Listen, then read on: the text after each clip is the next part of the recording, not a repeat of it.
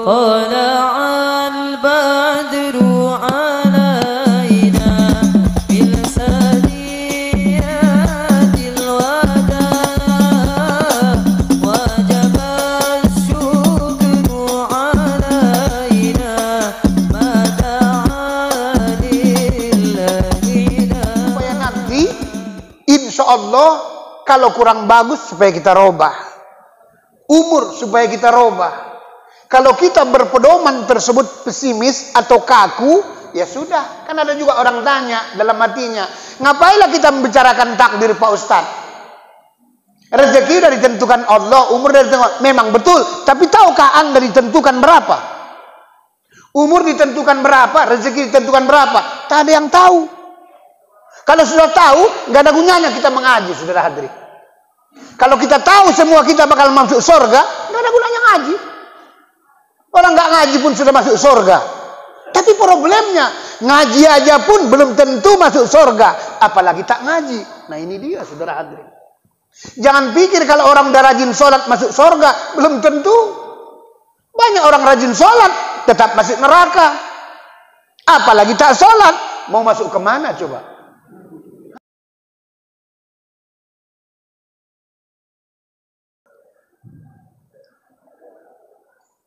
A'udzu billahi minasyaitonir rajim. Bismillahirrahmanirrahim. Assalamualaikum warahmatullahi wabarakatuh.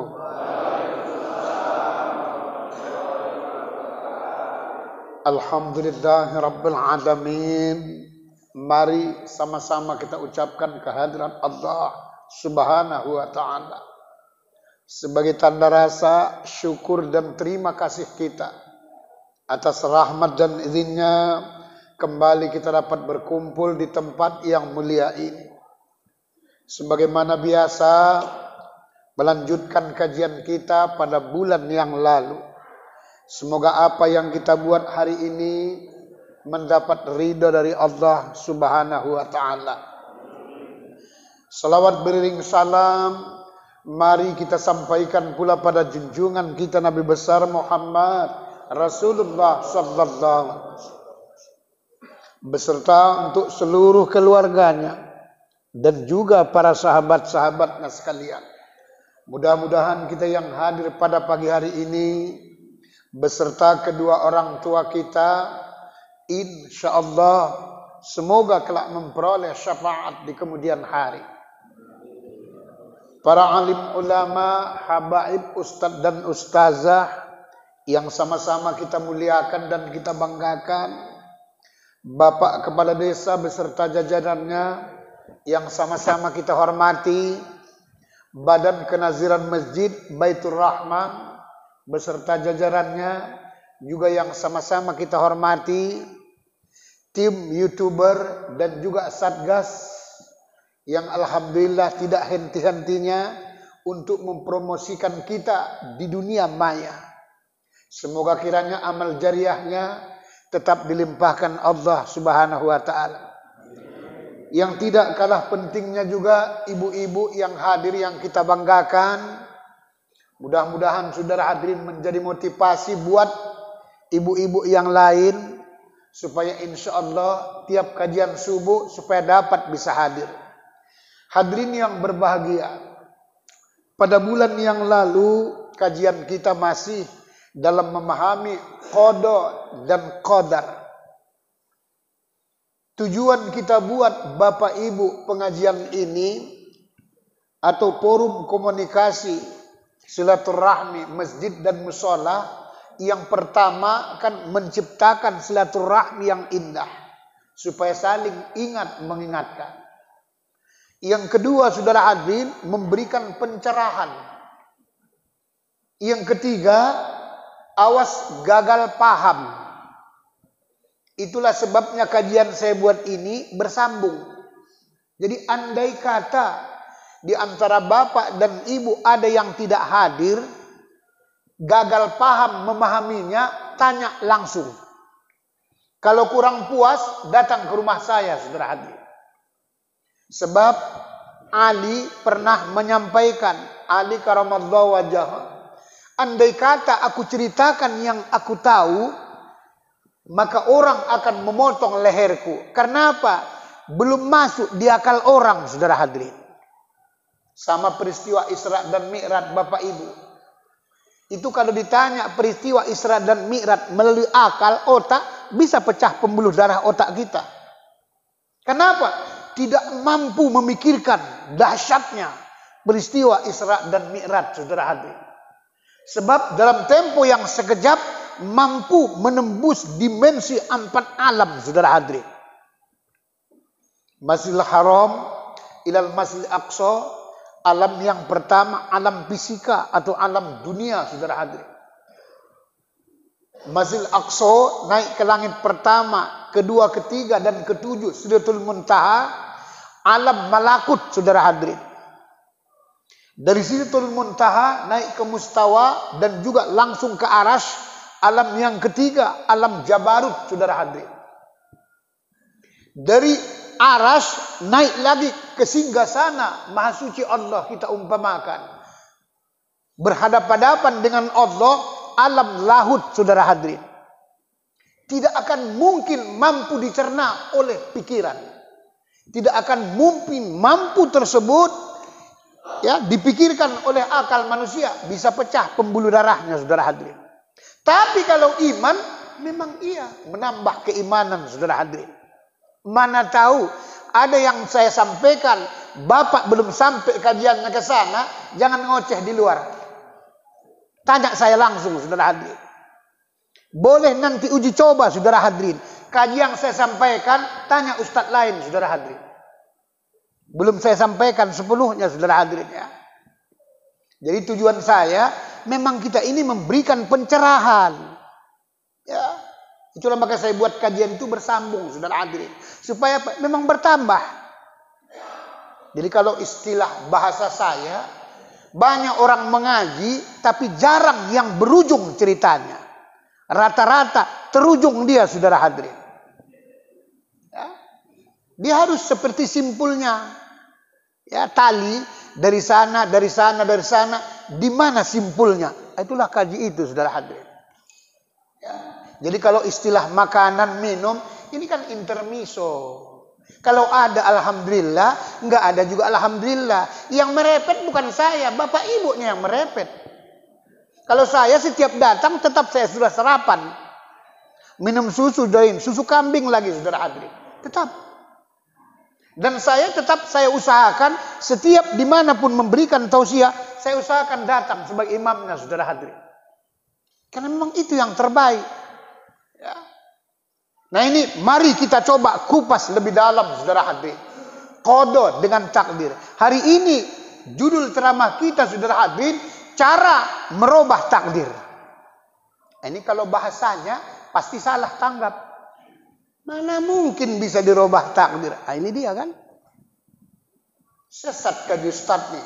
Padahal awak sudah lama sesat, tapi karena tak tahu sesat. Saya dulu Pak begitu belajar. Ya, begitu saya belajar dulu. Cobalah kalau renungkan. Renungkan dalam-dalam. Kita sholat, hatinya pergi kemana-mana. Disampaikan Tuhan tuh, guru tuh maksudnya. Orang sholat seperti itu apa enggak sholat orang gila? Orang gilanya itu sholat yang seperti itu. Kalau enggak gila, dia enggak mungkin begitu sholatnya. Kata. Dalam hati saya, iya juga. Karena gila lah awak mau pergi melalak-lalak kemana-mana. Awak bilang sholat. Kalau orang sholat harus mengingat Allah, saudara hadirin. Tidak boleh mengingat yang lain, saudara hadirin. Nah, oleh sebab itulah orang gila itu kalau kita pergi ke Jalan Padang Bulan, rumah sakit jiwa, itu datang kita Pak Bu yang waras ini kalau kita datang dibilangnya kita yang gila. Itu pasti. Kenapa? Karena dia sendiri pun belum paham dia gila gitu. Kalau orang yang sudah paham dirinya gila, itulah yang waras tuh, saudara hadirin. Maka kita pun sebenarnya hakikatnya banyak yang belum waras. Agak-agak mau waras, iya saudara hadirin. Nah, loh ini kenyataannya. Maka dibuat secara psikolog oleh dokter tersebut, orang gila itu di rumah sakit sana. Suruh isi ember. suruh isi ember air penuh, tapi nimbanya pakai keranjang, isi penuhkan. Kan logikanya nggak mungkin lah bisa diisi ember tuh kalau keranjang timbanya, kan nggak mungkin. Tapi dia karena gila nggak tahu dia. Kalau orang yang tahu, apanya maksudnya dokter nih? Apa mungkin bisa diisi? Berarti sudah waras, saudara hadirin. Ya. Maka saya salut kadang-kadang itu pantun Pak Min. Salut saya kadang-kadang, saudara hadirin. Walaupun tua, tapi tetap saudara hadirin. Ya. Memang begitu bahasa-bahasa itu, ya. Ya, makanya kita dengarkan bagus-bagus supaya tidak gagal paham, saudara hadirin. Karena Al-Quran yang sebenarnya itu bacaan yang kita baca, itu diktatnya, bacaannya. Itu Al-Quran bacaannya. Ayat-ayat yang tersurat. Al-Quran yang terbentang alam jagat raya ini, ayat-ayat kauniyahnya. Al-Quran yang tersirat, diri kita inilah Al-Quran itu yang sebenarnya, saudara hadirin. Apa yang ada di alam ini, apa yang ada di Quran itu ada dalam diri kita. Kalau kita sudah mampu menciptakan diri kita Al-Quran itu, inilah yang dimaksud rahmatan lil alamin. Apa yang ia pegang jadi rahmat, apa yang ia pijak jadi rahmat, apa yang ia omongkan jadi rahmat, inilah dia. Tapi kita kebanyakan umat manusia belum dirinya Al-Quran itu, masih banyak sarang setan, saudara hadirin. Makanya ada penyakit jadi empat. Ada yang penyakit kudis. Penyakit kudis namanya. Apa itu Pak Ustaz? Kurang disiplin. Belum makan awak, dah makan dia duluan. Ini contoh misalnya. Contoh, ya kan. Nah, bukan salah bapak ibu makan, enggak.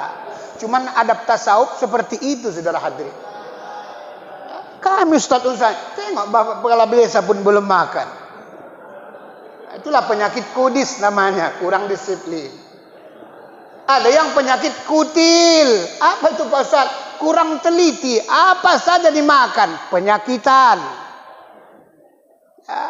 Jangankan asam urat, jangankan asam segala macam. Segala macam asam bertumpu dalam tubuh kita, saudara hadirin. Terutama asam wajah atau asam muka, saudara hadirin. Ya. Nanti timbul lagi penyakit. Yang ketiga, penyakit apa? Penyakit kuman. Kurang iman, saudara hadirin. Kalau sudah kurang iman, banyak gagal paham, saudara hadirin. Saya pernah mengajar Pak Bu, intermiso kita sedikit. Karena tengah 7 cepat kali, ya kan. Ya, kita harus disiplin lah. Disiplin.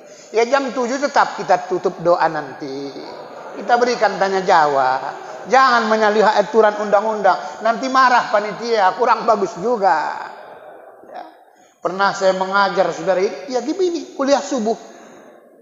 Sudah lebih kurang saya mengajar di masjid itu sekitar 5-6 tahun, saudara hadir.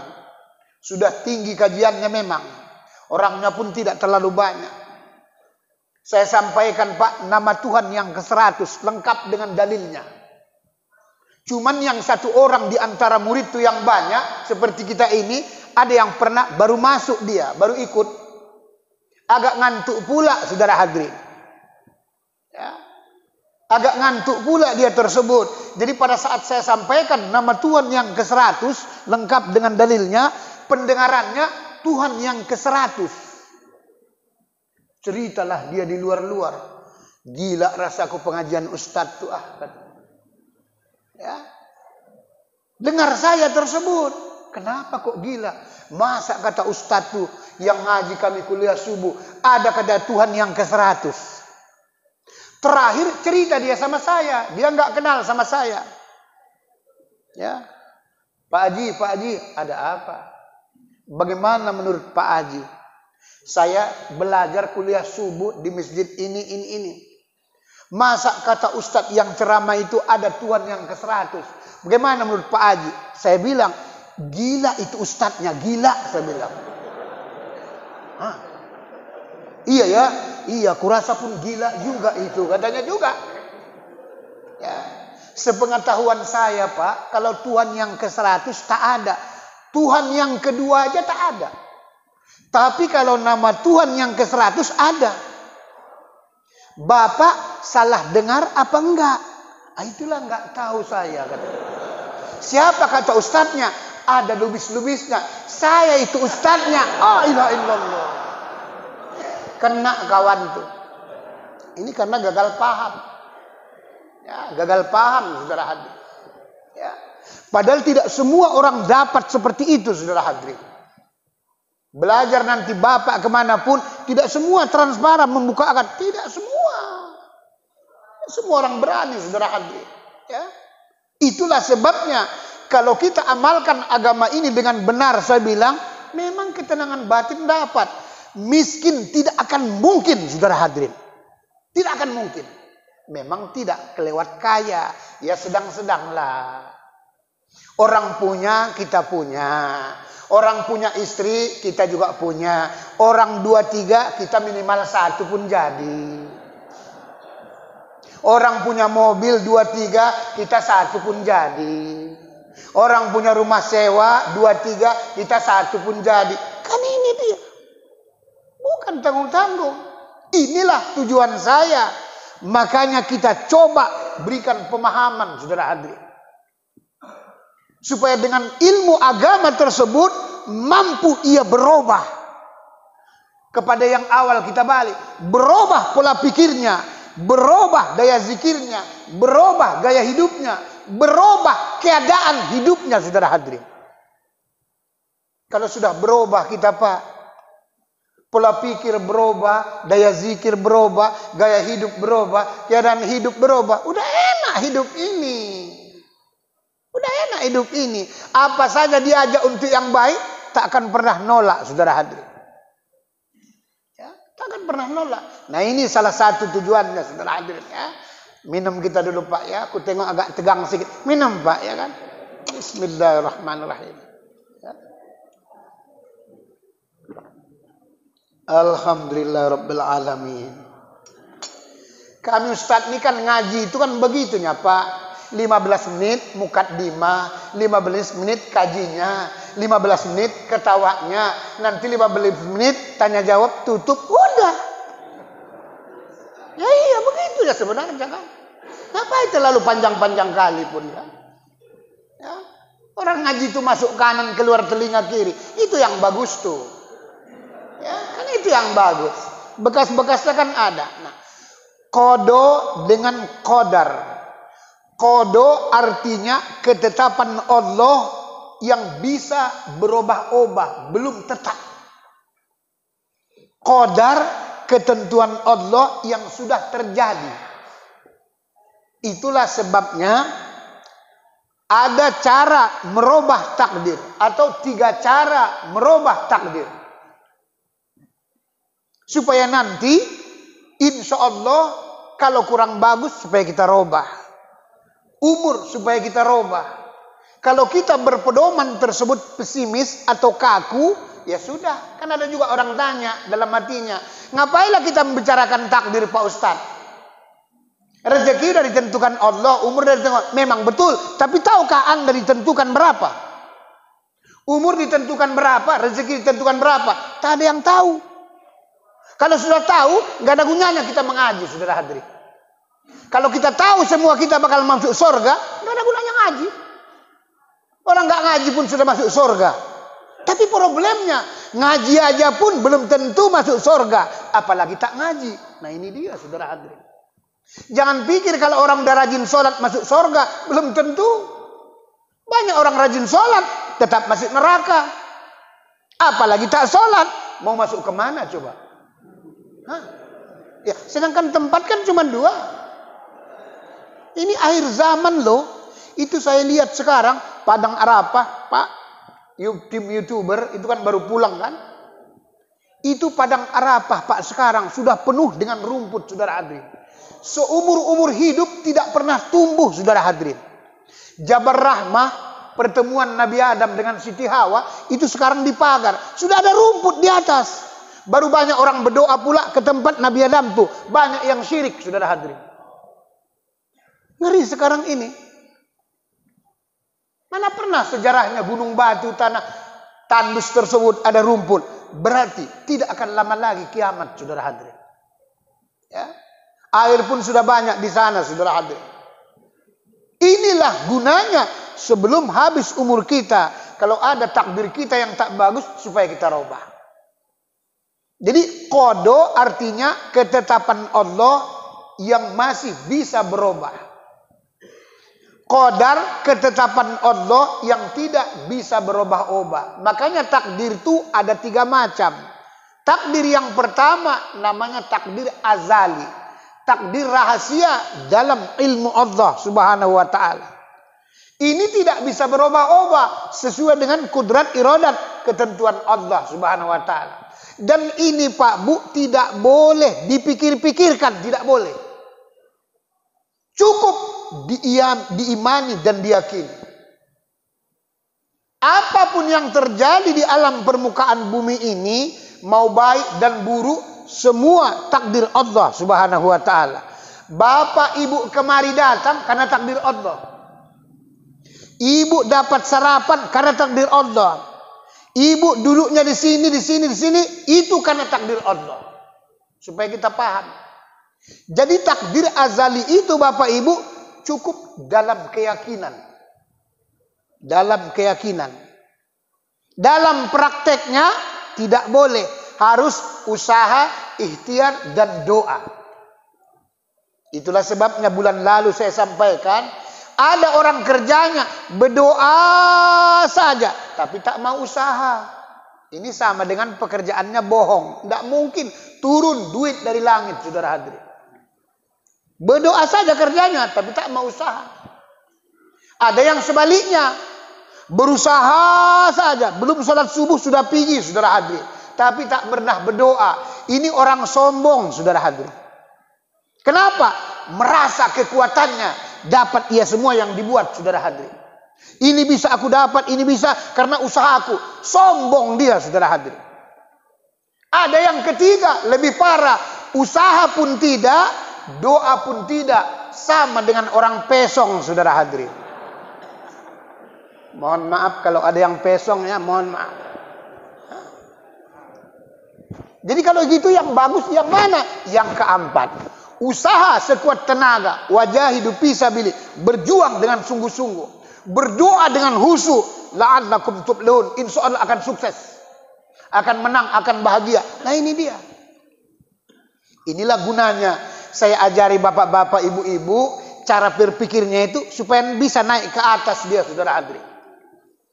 Supaya betul-betul Isra dan Mi'raj, bayangkan. Mampu menembus 4 dimensi alam, saudara hadirin.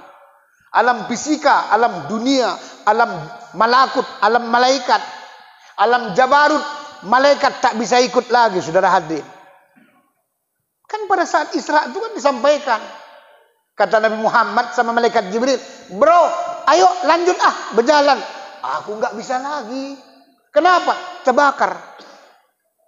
Tidak bisa terbakar. Satu-satunya orang yang bisa menembus alam laut cuman Muhammad. Berarti ada apa Muhammad tuh? Kalau istilah kita Pak Bu, pakaian yang dipakai Nabi Muhammad tuh pakaiannya Allah, maka bisa nyampe.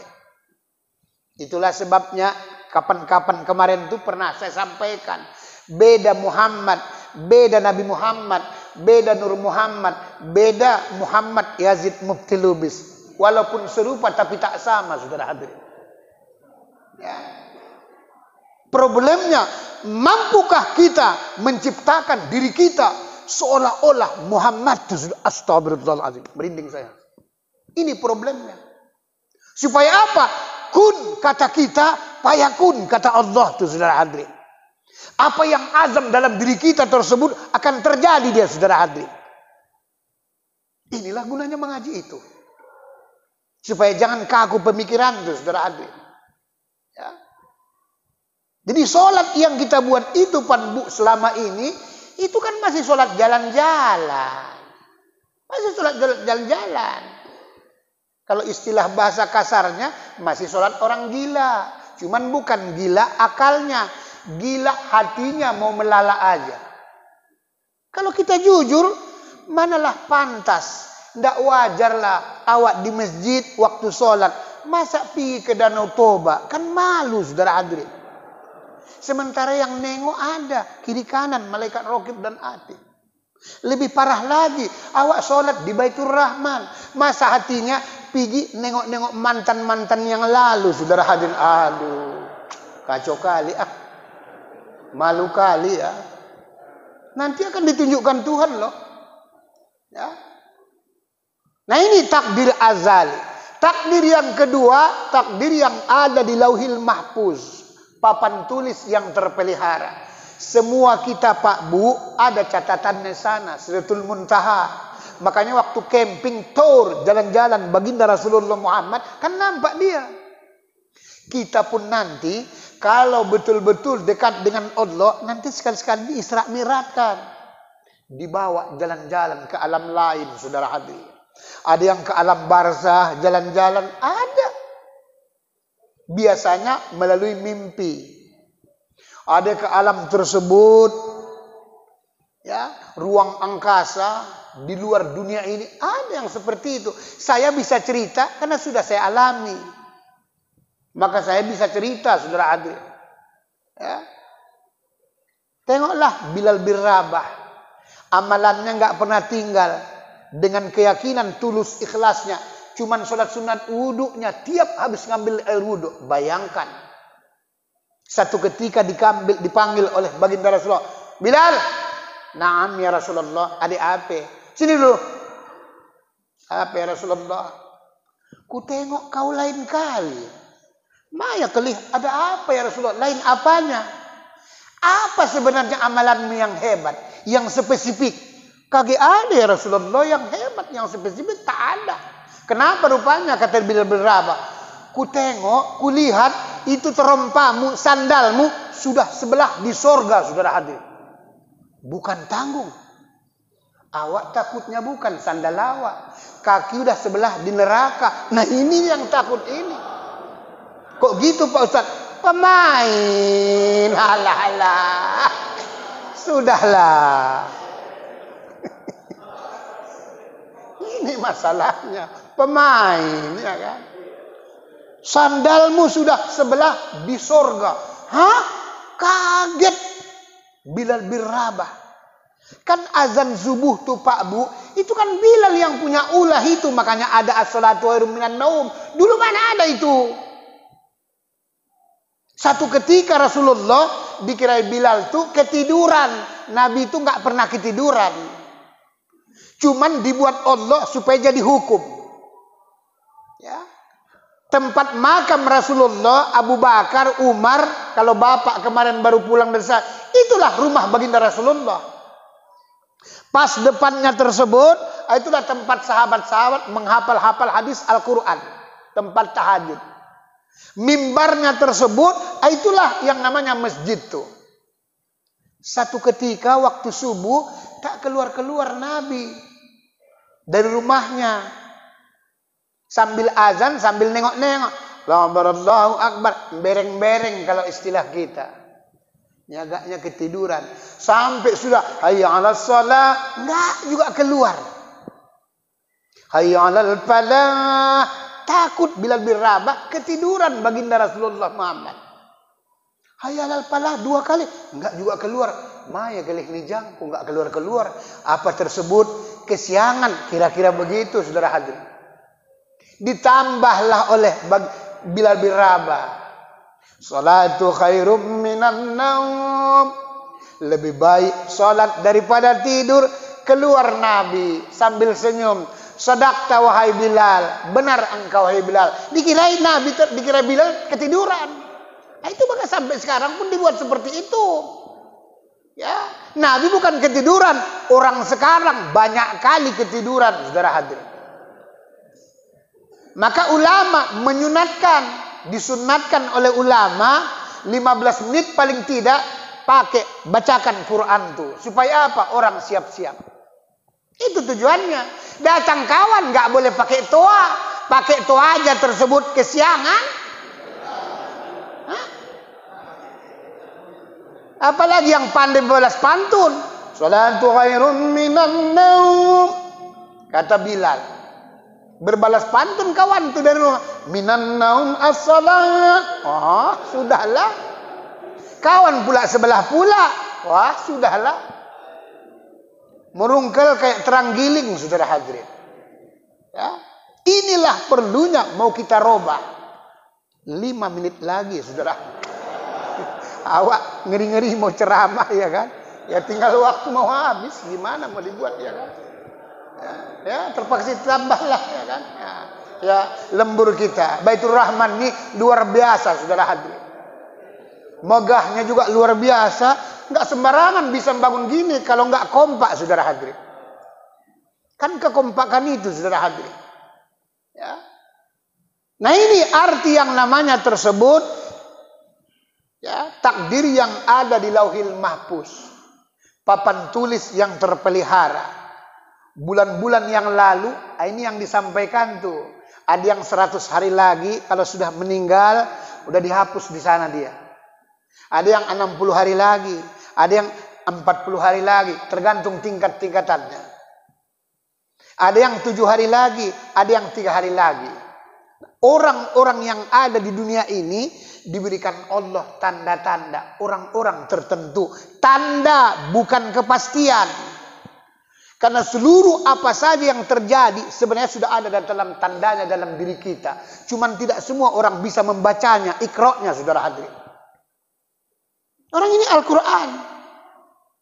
Maka dibuat Allah, ada hidungnya pesek, ada yang mancung, ada yang rambutnya lurus, ada yang keriting, semua tanda. Tapi tidak semua orang bisa membacanya, saudara. Apakah tanda itu kepastian? Bukan. Kalau di dunia dibuat Allah tanda, mau mendung-mendung, gelap-gelap, salah satu tanda mau hujan. Tapi tidak semua mendung gelap itu membawa hujan. Ini dia gunanya mengaji. Ya. Bisa berubah kalau Allah berkehendak, saudara hadirin. Dengan syarat usaha, ikhtiar dan doa dari si hamba. Problemnya sejauh mana usaha kita, sejauh mana ikhtiar kita, sekuat apa doa kita. Ini problemnya, saudara hadirin. Ada yang berdoa, orang enggak khusyuk dia. Perasaannya berdoa, kurasa enggak makbul ini. Memang enggak makbul. Orang niat batinnya aja pun enggak makbul. Ada yang agak naik sedikit, makbul apa enggak kira-kira? Enggak makbul itu, saudara hadirin. Kalau seperti itu niatnya enggak makbul, saudara hadirin. Ya. Nah, inilah dia. Takdir yang ketiga namanya takdir yang ada dalam rahim si ibu. Dalam hadis yang sahih, tek titik namanya nuktah. Nanti berubah nutfah, setetes air. Nanti berubah lagi alaqah. Itulah darah. Nanti mukhalaqah, segumpal daging, saudara hadirin. 9 bulan 10 hari. 280 hari setiap orang dalam kandungan ibunya. 120 hari ditiupkanlah takdirnya 4 macam. Langkah, rezeki, pertemuan, maut. Baik dia orang beruntung atau orang yang jahat, rugi, itu dia, saudara hadirin. Bisa berubah ini Pak Ustaz? Masih bisa berubah. Kalau Allah berkehendak dengan sebab usaha, ikhtiar dan doa dari si hamba. Itulah sebabnya banyak orang jahat tapi Allah robah dengan hidayah Allah jadi orang sukses, saudara hadirin. Itulah sebabnya maling dia tapi jadi ustad. Lebih parah lagi, ustad maling, lebih parah, saudara hadirin. Berarti lebih bagus mantan maling jadi ustad ketimbang mantan ustad jadi maling. Saifuddin kan gitu, mantan ustad, guru yang di Tasikmalaya, Az-Zaitun, pesantren yang termegah se-Asia, saudara hadirin. Kan balik dia tersebut, kupur nikmat, balik agama. Bayangkan yang memfitnah Islam itu di mana-mana YouTube, saudara hadirin. Saifuddin Ibrahim, saudara hadirin namanya. Ya. Ini kalau Allah berkehendak, saudara hadirin. Ada orang jahat, subhanallah, luar biasa baiknya, saudara hadirin. Kenapa? Karena dia sadar, dia tahu dia orang gila, jadi harus jadi orang yang waras. Itulah dia. Kita kadang-kadang udah tahu orang waras, karena nggak kepingin jadi orang gila lagi balik, saudara hadirin. Itu kan banyak orang gila, padahal bukan gila yang sebenarnya. Kan itu dulu gunanya dibuat tim YouTuber, tim Satgas kita kan itu dulu, saudara hadirin. Nah, cuman sekarang tak ada lagi tengok Satgas. Ya. Ada satgasnya tapi tak ada lagi di belakang. Ya. Loh, kan memang tak ada lagi kan? Kan dulu dibuatkan begitu dia, saudara hadir. Tadi mana salahnya tak tahu awak, ya kan? Ya, oh, udah aman kata Pak Kepala Desa, alhamdulillah udah aman. Ya, syukurlah. Ya. Kalau dulu si selamat tak selamat, kalau sekarang alhamdulillah si selamat udah semakin selamat, saudara hadirin. Nah, ini 3 macam takdir itu, saudara hadirin. Jadi yang bisa berubah-ubah itu sebelum terjadi. Disitulah masuk celah kaji tasawuf itu, saudara hadirin. Dengan kekuatan energi, usaha, ikhtiar, doa bisa merubah takdir itu sebelum terjadi. Problemnya bagaimana caranya Pak Ustadz supaya betul bisa berubah? Semuanya kan sudah saya sampaikan dari awal. Innallaha la yughayyiru ma biqaumin hatta yughayyiru ma bi anfusihim. Surah Ar-Ra'd ayat 11. Sesungguhnya Allah tidak akan merubah keadaan kamu. Keadaan ini macam-macam. Apakah ilmunya, apakah umurnya, apakah rezekinya, apakah ibadahnya, apakah imannya. Jika kamu sendiri tidak berusaha untuk merubahnya. Berarti seolah-olah kita yang merubahnya. Padahal Allah yang sebenarnya. Supaya apa? Timbul kesungguhan dalam hati manusia itu. Seolah-olah diberikan Allah mandat itu kepada manusia, saudara hadirin. Kalau bukan kau yang merubah, tak akan berubah. Kira-kira begitu dia, saudara hadirin. Sebab manusia tidak boleh mengkaji urusan Tuhan. Tak boleh, saudara hadirin. Mengurusi kerja Tuhan tak boleh. Apalah kira-kira kerja Tuhan kalau habis subuh gini. Inilah gila, saudara hadirin. Ya. Ini salah pemahaman, saudara hadirin. Di manalah dia itu sekarang? Udah mulai. Ya. Orang yang dicari yang tak ada. Kapan tahunya? Ya nggak tahu. Kan Tuhan itu kan kalau hakikat yang sebenarnya kaji tasawuf, Tuhan itu yang tak ada. Tapi yang tak ada itulah yang ada itu yang sebenarnya. Selagi masih ada dia, bukan disebut ada. Kita ini bukan disebut ada, karena diadakan pasti akan binasa, pasti akan habis. Yang ada itu hakikat yang sebenarnya, yang tak ada itu. Apa memang benar dia tak ada? Memang iya. Ada dia tapi tidak berwujud. Laisa kamitsli syai'. Dia tidak serupa dengan apapun. Tidak boleh serupa dengan apapun. Maka Tuhan itu, Allah itu tidak boleh dibayang-bayangkan waktu sholat zikir. Tak boleh. Tidak akan mampu otak kita sudah membayangkannya. Bisa pecah pembuluh darahnya, saudara hadirin. Kerja kita yang perlu kita bayangkan. Itulah sebabnya dalam kajian ahli sunnah wal jamaah, apa saja yang datang tersebut kepadamu, kalau itu yang baik, paminallah, dari Allah. Kalau itu yang buruk, paminasyaiton. Dan juga kalau datang dari dirimu, pabinafsi, dari dirimu sendiri. Harus begitu dia, saudara hadirin. Problemnya, bagaimana caranya Pak Ustadz supaya berubah takdir itu sebelum terjadi? Kan itu jadi masalah. Yang belum kaya supaya kaya, yang belum soleh supaya soleh, yang sudah sholat supaya khusyuk, walaupun sholatnya bertahap. Misalnya selama ini kita sholatnya cuma 25%. 4 rakaat sholat, 1 rakaat cuma yang khusyuk, 3 rakaat lagi tidak. Ini nanti kalau kerahan kan masih tekor. Masih tekor. Ngaji awal, alhamdulillah sudah 2 rakaat khusyuk, 2 rakaat lagi belum, alhamdulillah berarti naik, saudara hadirin. Khusyuk 100% itu memang tak ada, tapi minimal 95 pun jadilah, saudara hadirin. Sebagaimana yang sering saya sampaikan, sholat di masjid boleh melalak hatinya, tapi jangan lewat 500 meter radiusnya, saudara hadirin. Ke sana 500, ke utara 500, ke timur 500. Kalau sempat 5 kilometer, ini sholat masuk neraka, saudara hadirin. Ya. Awak sholat, Allahu Akbar, rap, pergi ke Kuala Simpang dia, saudara hadirin. Kacau kali. Ya. Itulah. Apa enggak berbahaya? Mau pulang dia dari Kuala Simpang waktu sholat rakaat pertama, malah terus ke Langsa. Malaikat pun nggak usah dicatat lah kalian kayak gini kata. Makanya kadang-kadang sambil tengkar orang nih kiri kanan ini tengkar. Kau apa kau catat dia sholat? Aku nggak ku catat kalau dia. Loh kenapa? Udah tahu aku sholatnya, udah tahu. Pasti seperti yang kemarin juga. Makanya kalau dia sholat, ku fotokopi aja yang lama untuk sebulan, udah katanya. Itulah dia. Nah, begitulah perumpamaan itu saudara hadir, supaya kita sadari.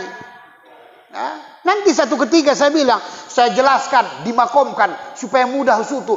Di mana kita baca Fatihah itu bismillahnya, alhamdulillahnya, ar-rahmanir-rahim.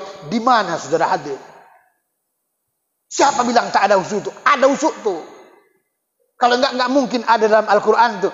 Qad aflahal mu'minuna allazina hum fi salati khashi'un. Maka beruntunglah orang-orang mukmin, mereka yang khusyuk salatnya. Ini digarisbawahi. Berarti orang yang khusyuk salatnya yang beruntung. Kalau tak khusyuk berarti puntung saudara hadirin. Nah ini. Inilah yang mau kita robah ini dengan qada dan qadar. Supaya insya Allah hidup ini nanti enjoy. Kalau sudah enjoy hidup ini Pak Bu, insya Allah nikmat semua hidup ini. Enggak gampang galau. Apalagi penyakit gegana, gelisah, galau merana. Lebih parah lagi penyakit BPSS. Belum pensiun, sudah stroke. La ilaha illallah. Hancurlah hidup ini, saudara hadir. Hancur. Ya. Jadi kalau kita enjoy, sudah enak hidup ini. Ya seperti pepatah itulah. Jalan-jalan ke gunung tua, di kanan kiri banyak tumbuh pohon melati. Memang bapak ibu sudah tua-tua, tapi kalau bergaya masih bisa menggoncangkan hati. Bukan tangguh, goyang kawan tuh meleleh saudara hadirin. Gimana kita ini panitia udah lewat 10 loh. Iya kan? Ini yang tua bilang lanjut, yang muda enggak. Nah ini masalahnya. Ya. Kontak wak nih rupanya ya kan. Kalau bergaya masih bisa menggoncangkan hati. Inilah istilah bahasa tasawufnya itu Pak. Walaupun saya guyon-guyon, itulah sebabnya saya bilang, walaupun kelihatannya guyon-guyon, atok-atok itu kadang-kadang begitu, walaupun sesak napasnya jalan bongkok tunjangkan masuk parit dia. Coba tanya kalau nggak percaya. Ke bolang opung gelem meneh. Allah. Itu dia saudara hadirin. Saya kaji duluan sudah saya riset saudara hadirin. Ya. Nah ini bagaimana cara merubahnya Pak Ustadz? Salah satu merubah takdir itu Bapak Ibu dengan doa kata Nabi saudara ini. Doa yang positif thinking. Apalagi ini Pak kesempatan job. Sebentar lagi bulan Sya'ban, ada namanya nisfu Sya'ban. Khamsul lailatul mustajabut doa kata Nabi. Ada 5 malam doa yang mustajab, tidak ditolak oleh Allah Subhanahu wa taala. Inilah yang dibuat oleh ulama-ulama, dimanfaatkan waktu itu. Pada saat nanti malam tersebut nisfu Sya'ban tuh. Kan di bulan Rajab nih, di bulan Sya'ban nih, menyongsong datang bulan Ramadan, kan disuruh Nabi perbanyak pertama puasa. Nggak bisa 1 hari, 3 hari pun nggak masalah, saudara hadirin. Ini kadang-kadang si Rajab pun tak pernah puasa Rajab. Si Sya'ban pun nggak pernah puasa Sya'ban. Ya, tanggal 23 kalau tidak ada halangan rintangan, bulan Mei, hari Kamis, sudah jatuh Ramadan yang pertama, saudara hadir. Bukan tanggung-tanggung, Maretnya, bulan 3. Nggak terasa hidup ini. Ya begitupun nanti kita tunggu pengumuman pemerintah. Karena biasanya Islam di Indonesia itu, setiap mau puasa itu 3 golongan. Golongan pertama, ada yang tak sabar, duluan dia puasa. Golongan yang kedua, ada yang sabar, ikut pemerintah.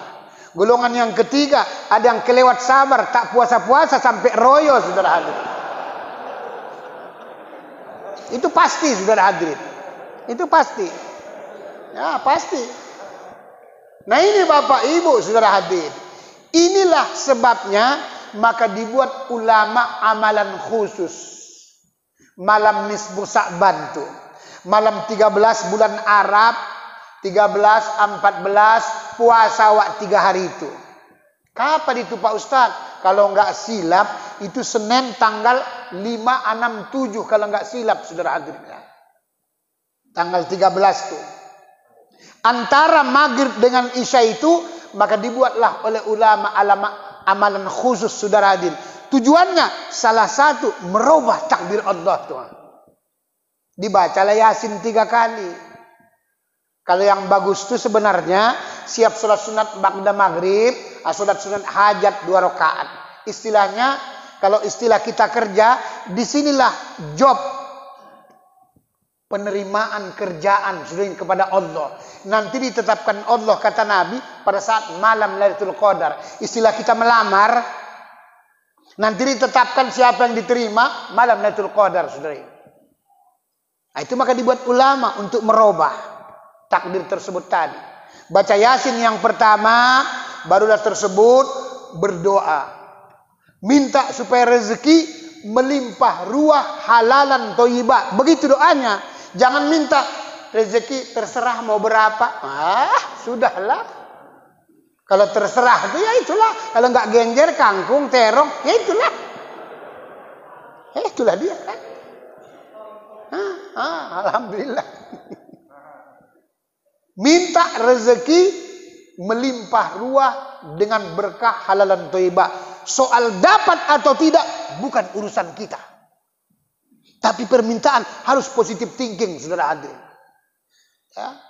Karena Allah nanti akan catat, kata Nabi. Nanti ditetapkannya. Walaupun misalnya tidak semua dapat doa itu nanti dikabulkan, ya minimal sedikit pun jadilah.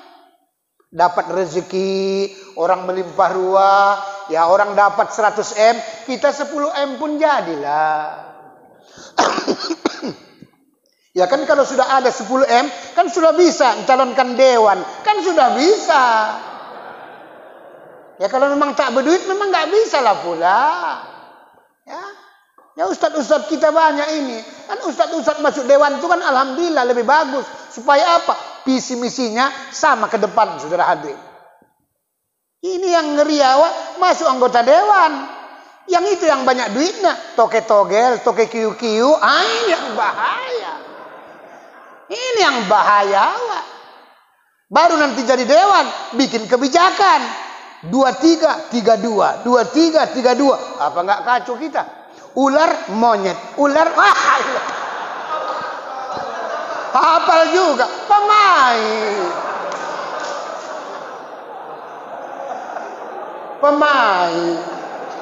Iya.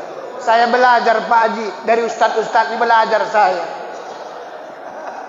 Nah ini problemnya, saudara hadirin. Ya udahlah, panjang kali gaji kita kurang bagus. Banyak kali ketawa kurang bagus. Kita berikan tanya jawab 15 menit, saudara hadirin. Ya insya Allah kita sambung lagi lah bulan depan. Akhir kata mohon maaf lahir dan batin. Wabillahi taufiq hidayah. Assalamualaikum warahmatullahi wabarakatuh. Kalau bagi yang ingin